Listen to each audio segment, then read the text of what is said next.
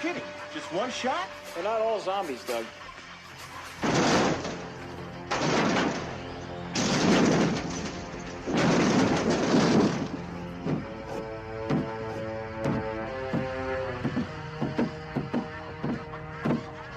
How do you fight this thing?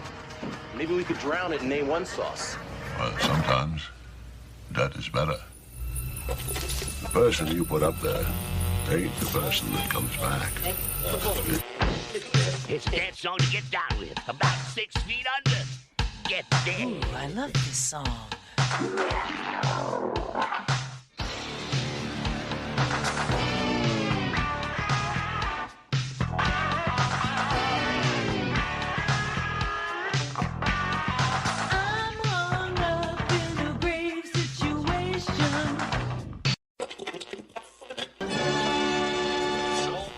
And now we come to the thrilling final episode of our radio drama. Hello and welcome to episode 168 of the Rotten Views podcast. But you guys already know that because you clicked on the episode. Unless you have it saved in your new episode section where it automatically downloads a new episode, then I appreciate it. Because thank you for showing up to another episode of the Rotten Views podcast. I've already said that twice. So hopefully we have a fun one here because I have not watched this movie before. At least not that I know of. And I haven't watched it yet because the way I do the podcast, I set up the intro and then I sit down and watch the movie and do the podcast as I'm watching the movie. So this movie, if you guys don't know, for the ones that have it already pre-saved so it downloads automatically, we're watching the 1993 movie Shootfighter, Fight to the Death, which sounds like it should be like a sequel, but it's not.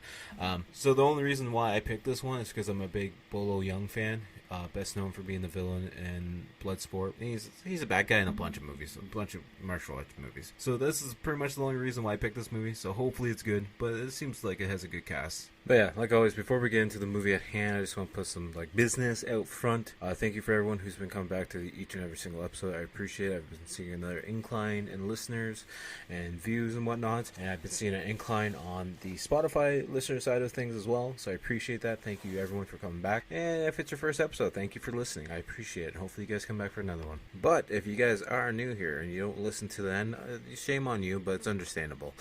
Make sure to follow me on all social medias at Typhonside. We're on everything, Twitter, X, whatever you want to call it, Threads if that's still even a thing, Instagram, Facebook page. But the main thing that we're pushing each and every week is the YouTube channel, where you can see weekly gaming videos coming out every Wednesday. We have various shorts coming out as well, and we have old episodes of the podcast going up there as well, so definitely go check that out. So if you guys just subscribe on there, turn on bell notifications, I highly appreciate it. And if you could subscribe to the Twitch channel as well, that'd be awesome as well. We're going to try and make that 2 streams a week, but we'll see how it goes from there. It's really weird at this point in time, though. It's only 1 o'clock in the afternoon. My child just went to a birthday party, so I figured, being a parent, I'm going to take advantage of this time because, if you're a parent, you got to take advantage of any peace and quiet that you can. So why not try to get a week ahead, or at least done early for this week's podcast coming up. The last episode just dropped where we watched Stone Cold, starring Brian Bosworth. Great movie. I love that movie, so definitely go check that one out if you guys haven't. And we're going to get into the movie at hand for today.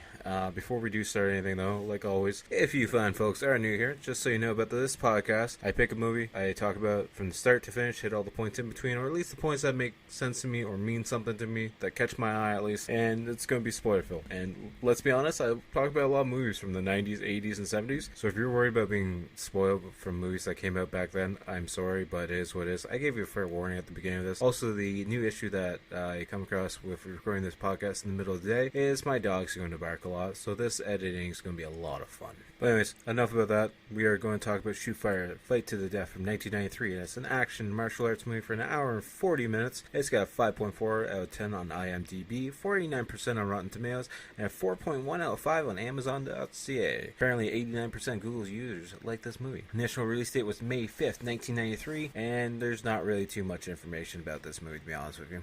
Quick rundown, plot. Martial art master Bolo Young travels to Mexico to save 2 students tricked into a legal tournament. Yep, that's about it. Yep, sounds good. Which is weird to see Bolo being like the hero and not the bad guy, because he's always been the bad guy in most of the movies. I think there's one other dub movie I watched years and years ago that he wasn't the bad guy, but this is a nice change. It's a nice switch up.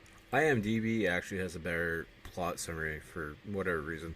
Fight matches that end when a man is either unconscious or dead are fought in Tijuana, two naive friends hoping to make quick buck go there. One owns money to a loan shark, giving them plenty of practice and no real fights. And then we get on to like the writers and the director. The director for this is also known for directing, or actually not even being the director. He was in Moonwalker from 1988 where he was a dancer. He apparently showed up in an episode of Moonlighting where he was a rapper. And he apparently was a street kid in the TV movie from 1984, Breaking Through. I'm not sure how he got the directing gig, but whatever. Works for him, I guess. Also, my bad. The director's name is Patrick Allen. I should have mentioned that before I even went on to that stuff. So we also have a couple writers for this. We have Jed Lynn, who's best known for doing a bunch of Power Ranger stuff. Was producer for 45 episodes of the 1999 hit Power Rangers Lost Galaxy. Did 14 episodes of the 1997 Power Rangers series Turbo, where he was a writer. He was a producer for 44 episodes of Power Rangers Dino Charge. He was also a producer for 40 episodes of the 2000 hit Power Rangers Lightspeed Rescue. Looking at his credits, it's all Power Ranger related stuff other than this. So, good for him. I'm excited. I love Power Rangers. I don't know about you guys, but I love Power Rangers. Another one was Larry Felix Jr., which didn't have really anything to go by. And then the last one is Peter Shaner, who also was the scriptwriter for Shootfighter 2 and did a bunch of, not even a bunch, did like 4 other things that I'm not going to even mention because they don't catch my interest at all. The tagline for this movie: for the glory, the money, and to the death. Apparently one of the trivias about this movie is Martin Kove and William Zabka. Yes, well, they're both in here. William Zabka being probably more well known than Martin Kove, I believe. Starred together in The Karate Kid and Cobra Kai. Da da da da. Also, I noticed that at the bottom of the trivia stuff in IMDb, there says connections, and apparently this is connected to the feature film Bad Blood from 1994, which I've never seen either. So I'm kind of curious how the two connect together, but maybe I'll take a look and watch that movie next. Who knows? We'll see. Anyways, enough of all that kind of stuff. Let's just get right into the feature movie at hand. That way we can watch this film and see how it goes. Also, I like that Bolo Young's character name in this is Shingo, because one of my favorite Japanese wrestlers right now is Shingo Takagi. So that's cool. I like that. They kind of look the same too. They're both badasses. Presents Saturday Night at the Movies, the television series which each week brings you the finest in recent motion pictures. Tonight, in the shadowy world of full-contact martial arts, there exists a new phenomenon that is sweeping the world. It is a competition more vicious and more deadly than any you have ever seen before. What kind of fighting are we talking about? It's called Shootfighter. Shootfighter. Fight to the death. I hope you bought your body bag. Let the competition begin! Where men fight to win. Or never fight again. One night, $3,000. You gotta do this. Shootfighter. Let me quickly explain the rules. In the ring, there are no rules. There can be only one champion. Starring martial arts wizard Bolo Young of Double Impact and Bloodsport, Martin Kove of Rambo, William Zabka of The Karate Kid, Marian Dabo from The Living Daylights, and introducing 3-time world karate champion Michael Bernardo, Edward Albert of Getting Even, and 13 of the world's greatest, most electrifying masters of the martial arts. The trap is set. You're up. We should get the hell out of here. It is a deadly game where survival depends on one simple rule: kill or be killed. I don't waste my time with losers. You may return next month for the finals. But be advised, in the finals we use weapons. Gentlemen, it's time. Exploding with head-spinning martial arts action like nothing ever before brought to the screen. Welcome to the finals. You're up next. It's the ultimate hand-to-hand combat to the death. Finish him! Shootfighter. Fight to the death. The movie just starts right out with a pan shot of Hong Kong. Got the nice, karate style music coming in. Typical 90s style karate music. And we cut right into where we see someone getting their ass kicked. Well, I mean, they're going to get their ass kicked because this one guy's doing all these backflips and getting all ready and stuff. We see Shingo, Bolo Young, in his karate gi, and he's just getting ready to kick some ass because we already know he's a badass. So, and then we see a bunch of people in the crowd, just having their smokes. They got the yen in their hand, getting ready to throw it down. And we see this guy charge at Shingo, but he just gets dropped. To the credit of the other guy, he keeps getting back up, but he just keeps getting dropped to the ground again and again and over again. I gotta say, I also love 90s martial arts and action movies in general because I love all the sound effects for when someone connects with a punch or a kick, and then, you know, the sound of the air moving and everything. It's so cheesy as hell, but this is my type of movie, and I enjoy this a lot. The dude going up against Shingo gets all, like, buffed and, like, you know, flexing, like, yeah, I'm gonna kick your ass, and literally just gets kicked right in the chest, and it looks like his chest probably should be caved in, but it gets back up again, and we hear what sounds to be like a gunshot going off, but no, it's not a gunshot, it's just Shingo doing his final hit and knocking the guy right out, or kill him, one of the two. Of course, we see some sleazy businessmen in the crowd, and we see Martin Kove, who's playing Mr. Lee in the movie, and one of the other guys goes to congratulate Shingo for winning. He's like, we're going to be in the finals again. He's like, only if you can beat Mr. Lee. He's like, Mr. Lee's going to be no problem. Needless to say, this little guy who wants to be in the finals against Shingo, he's putting up a good fight, but it's probably not going to be that good of a fight because Mr. Lee kind of just froze him around the ring a couple times. And then we just have these slow, intense shots of Mr. Lee, sweat coming off his face as he's literally just plowing this guy in the face. He does like a spin flip, and then the guy's down on one knee. So then Mr. Lee like grabs his arm and then kicks out his feet, and he's going for the finishing kill, we can say, because Mr. Lee is literally choking this guy. So this other guy comes in, he's like, okay, fight's over, and Mr. Lee just kicks him off and just keeps choking him, but nobody else steps in the ring, and Shingo's just watching from the background. They're like, yep, you're not making it to the finals. And then we have this really intense scene where Lee's just grabbing the guy's Adam apple and literally just rips his throat out as he's looking over at Shingo, and Shingo's like, God damn it, he died. And then everyone just stops looking around, like, oh, somebody actually died here. And Mr. Lee just looks over, he's like, now I fight you. And then the old guy that tried to stop the fight is like, you're going to fight nobody. You disgraced this Shootfighter. You are banned now. Get out here. Even though it says they fight, till the death or unconscious, death, I guess, works. So then, the old referee guy's like, you're banned, get out of here. And then Mr. Lee looks over at Shingo, he's like, this is not over. I'll get you someday. He doesn't say the someday part, but you can just assume it. And then we cut to the intro credits. And we apparently, Martin Kove, Mr. Lee, is a special appearance because they make sure to bracket that in the intro credit. As we have the Chinese music, action music coming in. As we just have a black screen, basic white font coming up.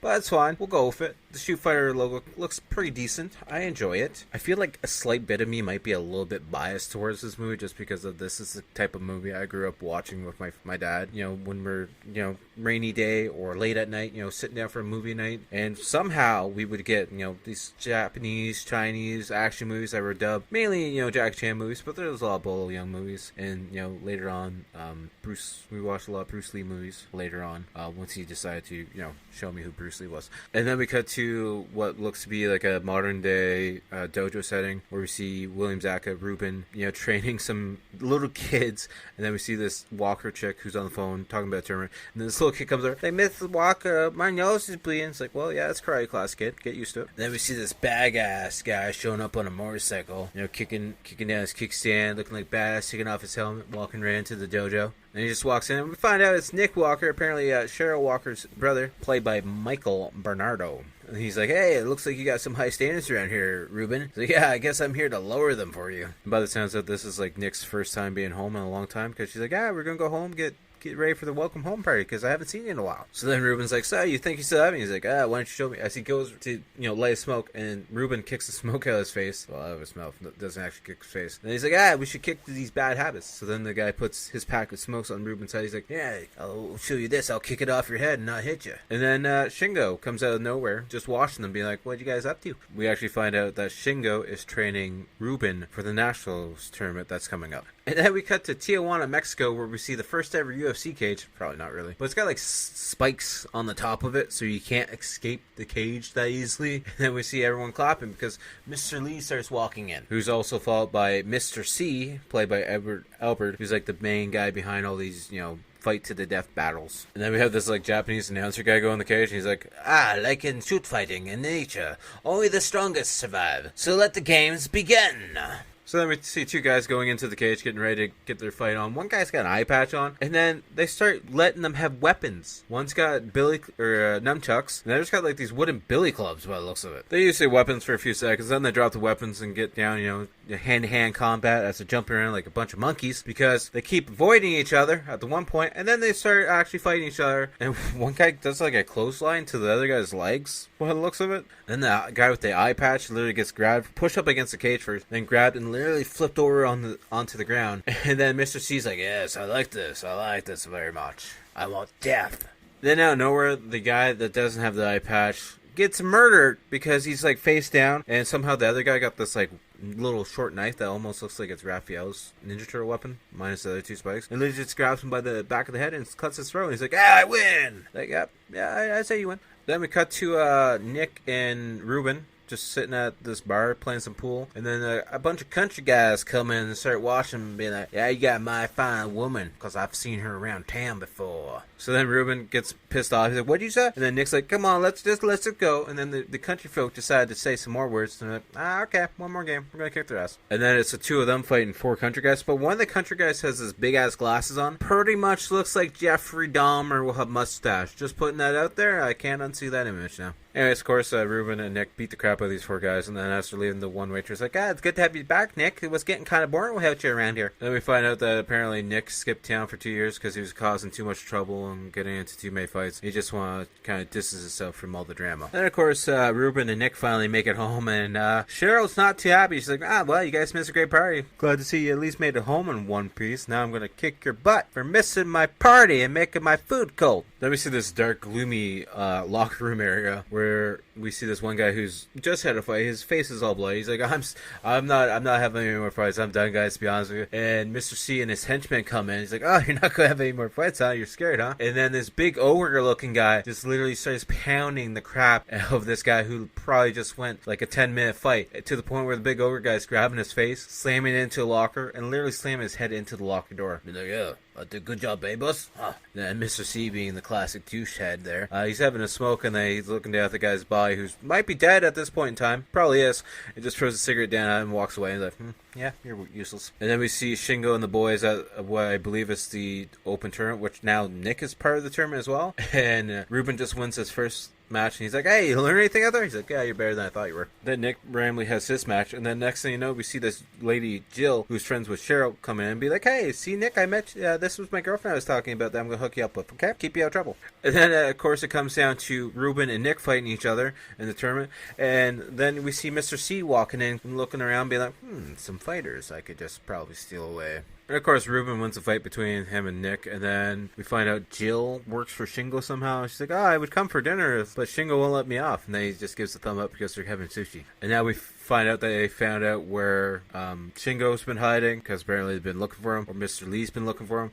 But like, I'm a little confused because Mr. C seems like he's the boss, but at this point in time where Mr. Lee finds out that they found where Shingo is, he's sitting behind a desk looking like the boss, but I'm pretty sure he's the muscle. I don't know, honestly, but we see that Mr. Lee has like a wrist brace on now. I'm not sure if he's going to use that and have it taped up as a advantage. And then we see Mr. C with his muscle head. He's going over to talk to Ruben and Nick, being like, you can have some fights in Tijuana, Be a good chunk of money if you come down. And they're a little bit interested, so they're like, well, what kind of fighting is it? It's called shoot fighting, Really hands-on. It's a sport that's caught on in other parts of the world, just not here yet. And then off in the distance, we see Shingo watching on, looking very, worried, let's say. And then we cut to Cheryl and Ruben and Nick and Jill sitting down to watch shoot VHS tapes that they probably found. And then the girls aren't too happy with the fighting they're seeing, but the two guys are like, this looks good. I could get into this. And then Ruben's watching TV, classic old school tube TV. Gotta add that point in there. And he's like, this doesn't look real. It just looks like it's a movie. He's like,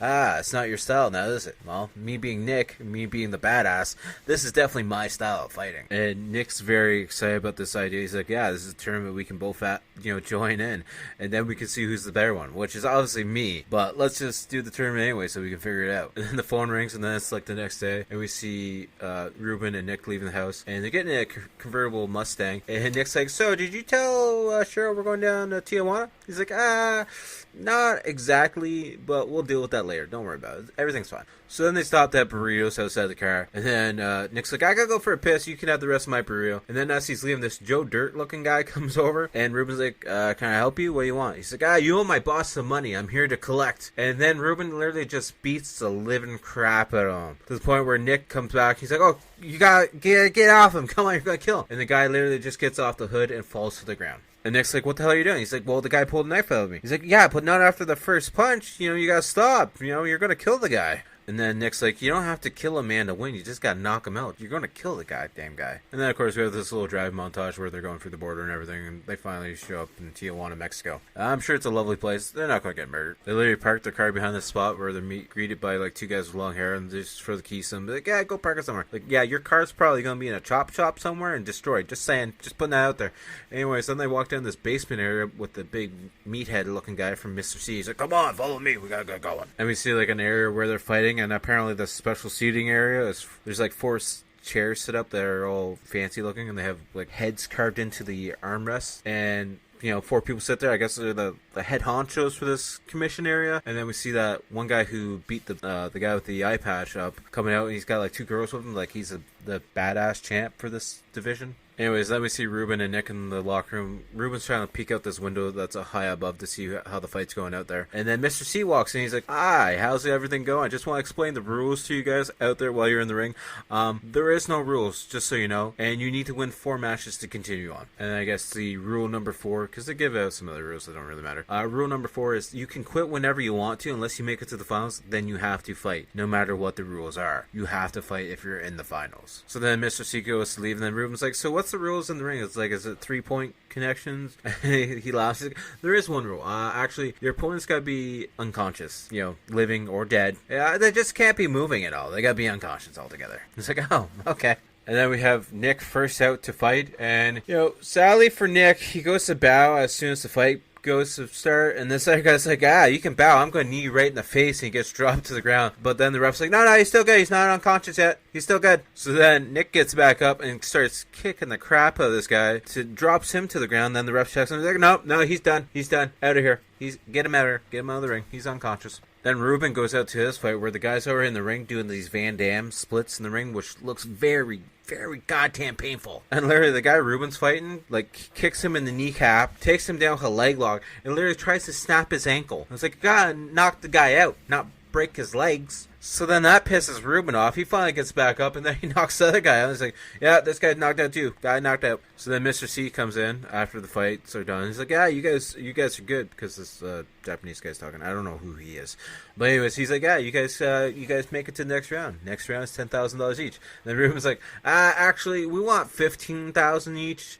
So if you could do that, that'd be sweet. And then the guy's like, hard bargain, huh? Fine, we'll do that. Then we see them in this sleazy looking hotel room with the red light coming in from the side, and Ruben's all excited. He's like, this money's pretty much easy. It's so free, it's just free money. And Nick's like, don't get too excited. We don't have the full amount of money yet. He's like, this setup's kind of weird. It seems too easy, to be honest with you. And Ruben's all excited to call Cheryl, being like, yeah, she's gonna be so excited, $15,000. And we got a call to let her know that we're gonna be staying a couple extra nights, just because we're going on. And he calls her, and she's not too happy at all, to the point where she hangs up on him. He's like, hello, you there? Hello? So then we see Cheryl going to talk to Shingo in his Twin Dragons restaurant that he apparently runs. And she's like, so I'm going to have to cancel the classes for tomorrow. Ruben went down to Mexico to do some shoot fighting stuff. Do you know anything about this? Because I need to cancel the classes. And Shingo does not look very impressed at all. So then we see Shingo back in the back part of the restaurant where the food's all prepped. The kitchen. Why can I think of kitchen? God damn it. Where his mother apparently works for him. She's like, why the dark face? He's like, my students got seduced into some shoot fighting. She's like, well, they're responsible. It's not your problem. Don't feel bad for it. And then we cut to the dojo where all the kids are all running around just being crazy. And Shingo comes in doing this like deep voice stuff. And all the kids are just like, oh, okay, we're gonna stop. So now we see Shingo is now teaching the kids. He's like, come on, hit me. Come on, try as hard as you can. Come on, do it. And then, of course, in the Twin Dragon restaurant area, we see the rednecks coming in to talk to Cheryl, being like, so, we're looking for your boyfriend. She's like, he's not here. He's like, well, maybe you can handle the situation and solve it for us then. So she tells him to back off, and then Shingo comes in to settle down the situation where they try to fight Shingo, and he beats the crap out of all of them all at once. And then we cut to Nick having his next fight, and he gets taken down to the ground where this guy's trying to choke him out. So he starts biting him. I mean, fair's fair. There's no rules in this fight, and you just gotta knock the guy out. So I guess you would do the same thing to not get killed. So then this guy does another move to try and choke him out, to the point where Nick just takes his hand and covers up the guy's mouth to try and choke him out, essentially. And he gets out of this move, and then the guy's sitting on the ground, so Nick just grabs him by the head and starts pounding him in the face until he's knocked out. And then we cut to Nick and Ruben in the back, and Nick's holding the punching bag as Ruben's punching. And Nick's like, we should get out of here. This place isn't good. And Ruben's like, come on, what are you talking about? I'm on a roll here. I can't lose at all. And then we cut to the next fight where we see Ruben getting choked out. He's getting tossed on the ground. Guys literally just stand over him, punch him in the stomach, and then he tries to do like a cradle submission to him of some sort, where he's grabbing his one leg and grabbing his head and trying to roll him into a ball almost. And Nick's watching from the little window in the locker room as he sees Ruben getting his ass kicked at one point. So then he fake knocks on the door to get the guard's attention and gets the guard into the room and knocks him out. And then we just see Nick running into the stage or the fighting area and literally grabbing the other guy by the back of the head and start choking him out. And then Ruben's all pissed off. He's like, what are you doing? I was winning. He's like, nah, not really. You had to come back for a little bit, but you were getting your ass kicked for the most part. Then in the locker room area, Ruben starts throwing Nick up against the locker. He's like, what are you doing? Why are you getting in my fight? You don't play God with my fight. I was winning that fight. And then we see Mr. C pulling them into the office, and apparently Mr. Tang is the Japanese guy, and he lost a lot of money in that fight.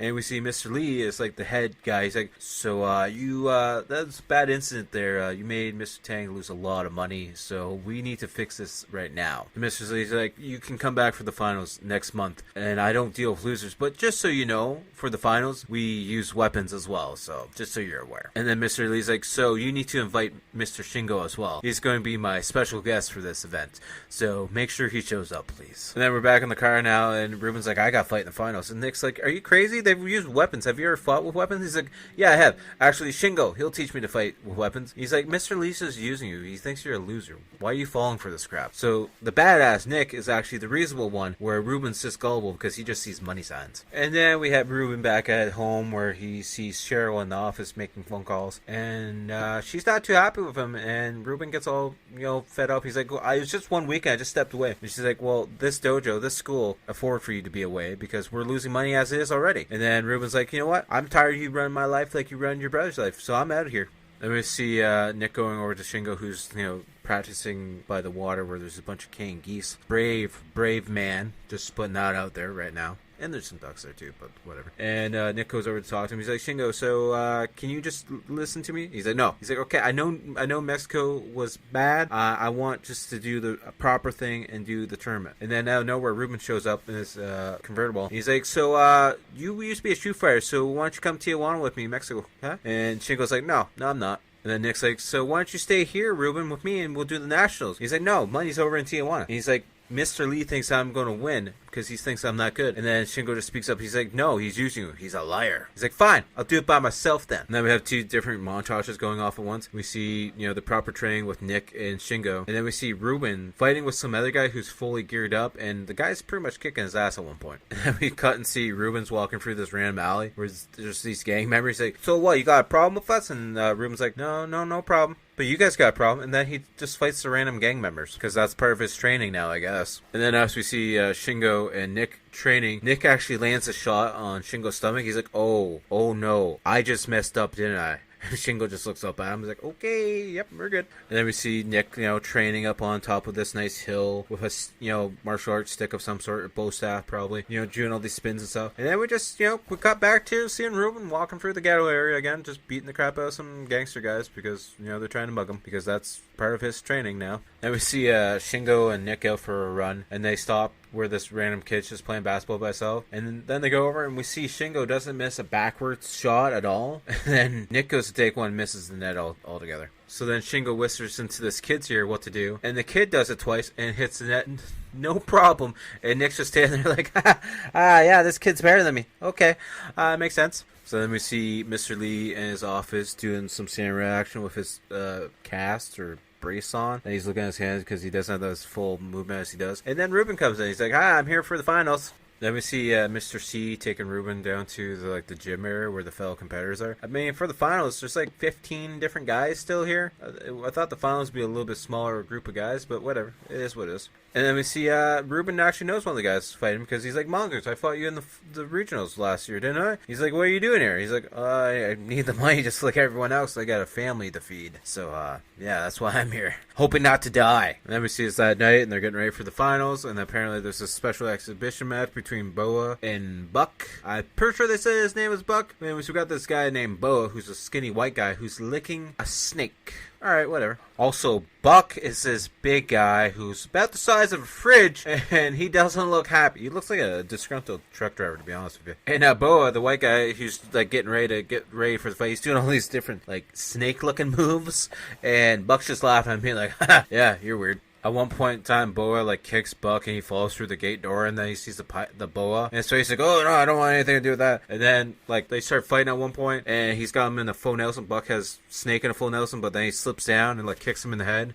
And every time Boa goes to hit Buck, he makes like snake sounds and looks like a snake getting ready to bite somebody. It's kind of comedic, to be honest with you. And then out of nowhere, Buck gets Boa up against a cage in a choking form with one hand, and then he literally punches through him and pulls out his heart. A typical 90s action movie, right? And apparently at the beginning of this fight, everyone gets to go into the cage all together, and the guy just introduces them to everyone, to the crowd, so that way the crowd can vote as to who they think is going to win. And of course, the first two guys up are some guy named Creon, and I believe his name was Creon, and then that Mongoose guy that apparently Ruben knows from the other finals a year ago. Then of course, mid-fight with them, this little gate door opens up, and the guy throws in just two sets of random weapons, and it's like mini-size and little swords of some sort. It's like, okay, yeah, one of us is going to die. We see them fighting, and then one guy gets slashed across the stomach, Mongoose gets slashed across the face, and then they keep fighting though, good on them. We see Ruben watching from outside the cage, and it finally sinks into him that he's probably in the wrong place, because then Mongoose gets dropped to the ground, the other guy grabs him by the back head, and literally just slices his throat right in front of him, and Ruben's just like, oh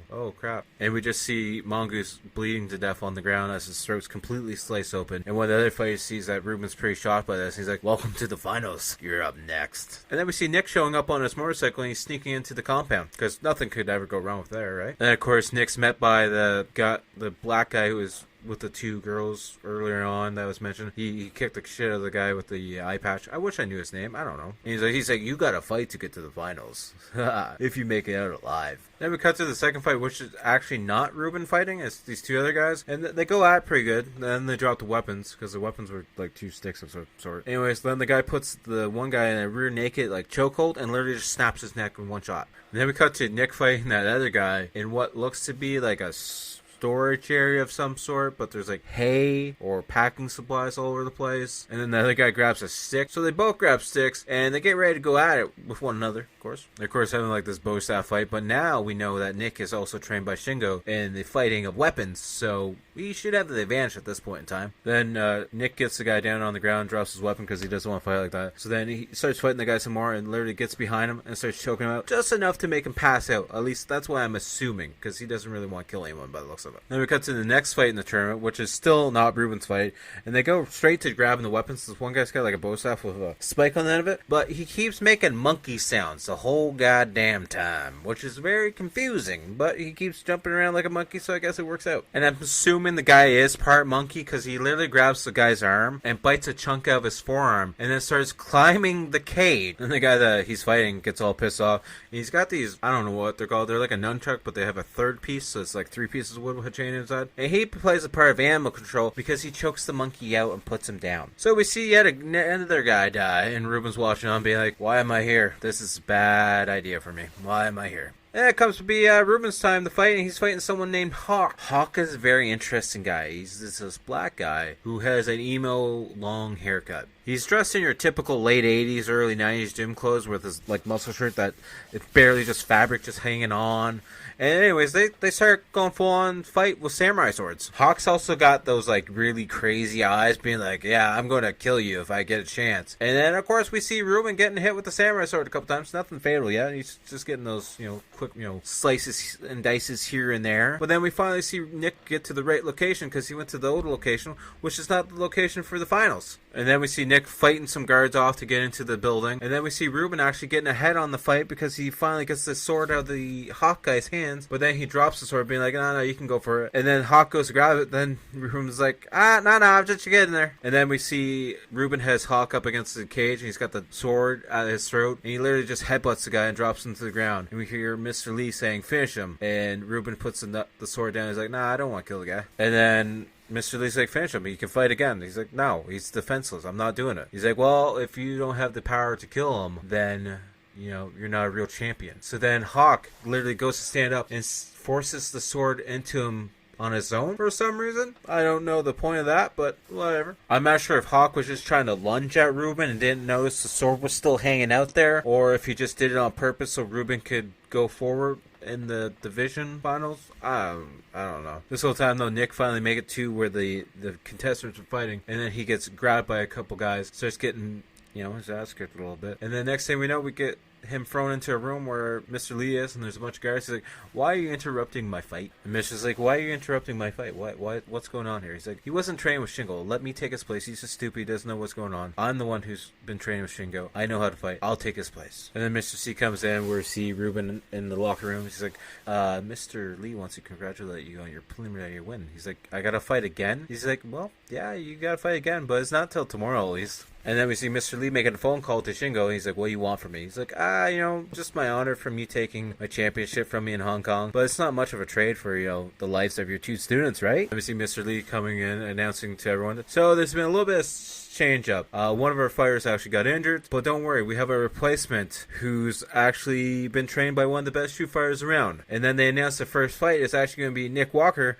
versus Ruben. And Ruben's completely shocked by it. He's like, what's going on here? And as soon as they get in the ring together, Nick's like, are you fucking crazy? I'm not going to fight you. And Ruben's like, you got no choice. You know, we're the next fight. So, and then we see Shingo walking up behind this giant-ass bodyguard, taps him on the shoulder. The bodyguard turns around like, what do you want? And then he literally just got to punch him and drops him in one punch. And of course, Ruben's actually trying to fight Nick, and Nick's like, all right, fine. We'll do this the hard way. I'm okay with it. We'll do it the hard way. The training with Shingo actually pays off because Nick literally beats the crap out of Ruben with the stick. And then as we see Ruben down on the ground, Nick's looking down and he's like, now we're finished, okay? I'm not doing this anymore. I'm done with this crap. And then Nick looks over at Mr. Lee. He's like, this wasn't our deal. You know, we were supposed to let him go, and I was taking his spot. I'm not here to kill him. And then Shingo makes his way through the crowd, and Mr. Lee sees him. He's like, Shingo, you finally made your presence known. Good to see you here. And then Mr. Lee makes an announcement. Okay, so me and Shingo are going to replace the fighters in the ring. If Shingo wins, they get to leave. But if I win, then the two of them have to fight to the death. We see Mr. Lee make his way into the cage, picks up his weapon of choice,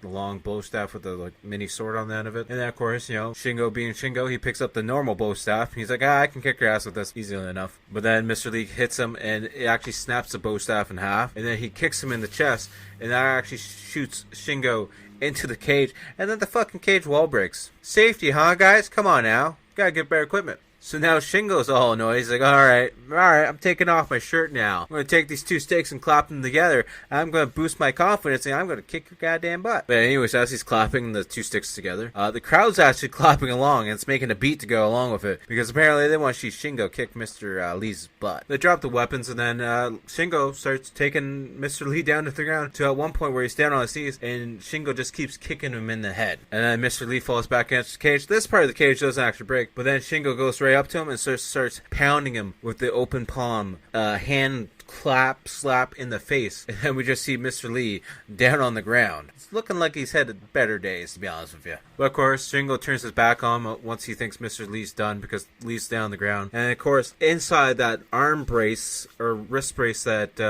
Mr. Lee has, he pulls out a butterfly knife out of nowhere and goes to stab Shingo in the back with it. But Shingo sees it coming because Shingo's a master. And literally we see Shingo snapping Mr. Lee's forearm. The other one, I believe. Or it could be the one with the brace on already. I'm not too sure. I just saw some bones sticking out. And then we see Lee down on one knee, and Shingo jumps up and literally just brings his knee down across the center of Lee's back. And we can assume he's knocked out for sure. Maybe dead. I don't know yet at this point. And then we have a close-up of Shingo's face, and he's angry. He doesn't look too happy. And then we just see a shot of him doing some, martial art moves on the shore as it's like sunset. It's getting darker. And then the outro credits start to play, and that's the end of the movie. movie. Yeah, I gotta say, I don't think I've ever seen this movie before, but I really enjoyed it, and I'm actually looking forward to watching the second one at some point, because it's also got Bolo Young in it as well. So maybe we'll watch that one, at a later date. We're not going to watch them back to back, of course, because I just don't want to do that. You guys might not even like this one, so why do both of them and have 2 weeks of no views, or listens, I should say. So on the rotten scale on this one, it's got some good action scene, and that bone snap at the end was actually pretty good. And it's got some good, fighting scenes and whatnot, and the cast is pretty good. Bolo not being it as much as I would hope, but Martin Cove being in there at the end was pretty good. Mr. C, Edward Albert, was pretty good. Ruben, William Zabka is also good, and then Michael Bernardo, Nick Walker, good job as well. On the rotten scale of 10, I'm giving this one a 7.5 out of 10 because I really enjoyed this one, and I'd be up to watching this one again. But like I said, I'm looking forward to watching the second one, so that's a good sign as well. Which brings us to what we're going to watch next week. Alright, I picked what we're going to watch next week. It's another first for me. It's starring Jim Belushi. This movie is from 1997. It's a sci-fi thriller for an hour and 31 minutes. We're going to watch Retroactive. I don't even know if I've ever even heard of this movie. So I'm looking forward to watching this one. Hopefully it's a good one. It's got a decent looking cast, so I'm definitely looking forward to this one. And if you guys want to watch it ahead of time, it's free on YouTube, so definitely go check it out on there if you want to. Or just wait till next week and listen to me talk about it. As always, make sure to check out the outro band, Blood Opera, Toronto-based horror band. Also check out their Etsy shop. All their links will be down below, but make sure to check out the Etsy shop because they have some cool masks and whatnot up there as well. But yeah, all their links will be down below. Find them on Facebook, YouTube, SoundCloud, Spotify, pretty much anywhere and everywhere. As always, check me out on all social medias as well at Typhonstein. Find me on TikTok, X, Twitter, whatever you want to call it, Threads, Instagram, Facebook. But that main thing we've been pushing lately is the YouTube channel where, we got the weekly game video coming out every Wednesday. We have old episodes of the podcast going live. We have live streams that we do over there as well. And we also have various shorts and whatnot. So definitely go check that out. Hit that subscribe button. Turn on the bell notifications. And if you guys can, because I don't say this too much, if you want to leave a review on the podcast, on Apple Podcasts, or if you just want to leave a star review on Spotify, I appreciate that. We're up to a whopping 5 stars on Spotify. 5 reviews too. So that's cool. I appreciate that, and hopefully you guys will show up next week for another new episode. Until then, I'll talk to you guys all later. Peace!